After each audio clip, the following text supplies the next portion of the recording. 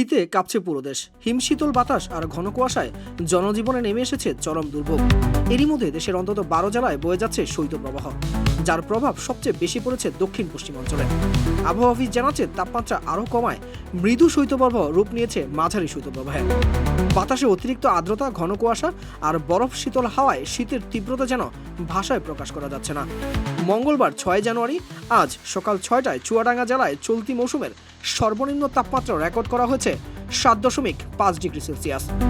চুয়াডাঙ্গা আবহাওয়া অফিসের সিনিয়র পর্যবেক্ষক জাহিদুল ইসলাম জানান, গত কয়েকদিন ধরে জেলায় মৃদু শৈত্যপ্রবাহ বিরাজ করছিল।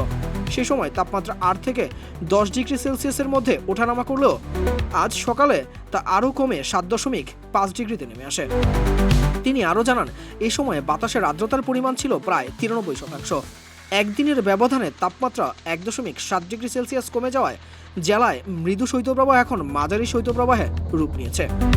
হিমশীতল বাতাস ও ঘন কুয়াশার কারণে শীতের তীব্রতা অনেক বেশি অনুভূত হচ্ছে।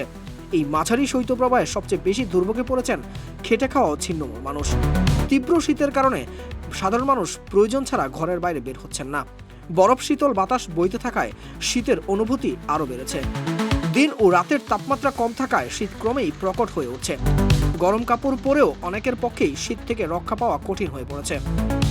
সন্ধ্যার পর থেকেই প্রচণ্ড শীত অনুভূত হচ্ছে। অনেকের ভাষায় এই শীত ভাষায় প্রকাশ করার মতো নয়, ঘরের ভেতর ও বাইরের সমানভাবে শীত অনুভূত হচ্ছে। এদিকে আবহাওয়া অধিদপ্তর জানিয়েছে, মধ্যরাত থেকে সকাল পর্যন্ত সারা দেশে মাঝারি থেকে ঘন কুয়াশা পড়তে পারে। কোথাও কোথাও এই কুয়াশা দুপুর পর্যন্ত অব্যাহত থাকতে পারে।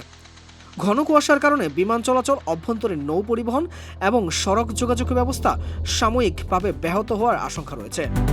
তাপমাত্রা সম্পর্কে বলা হয়েছে, সারা দেশে রাত ও দিনের তাপমাত্রা প্রায় অপরিবর্তিত থাকতে পারে, তবে কুয়াশাচ্ছন্ন আবহাওয়ার কারণে শীতের অনুভূতি অব্যাহত থাকবে।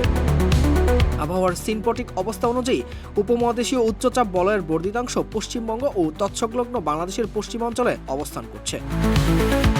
একই সঙ্গে মৌসুমের স্বাভাবিক লঘুচাপ দক্ষিণ বঙ্গোপসাগরে অবস্থান করছে, যার একটি বর্ধিতাংশ উত্তর পূর্ব বঙ্গোপসাগর পর্যন্ত বিস্তৃত রয়েছে।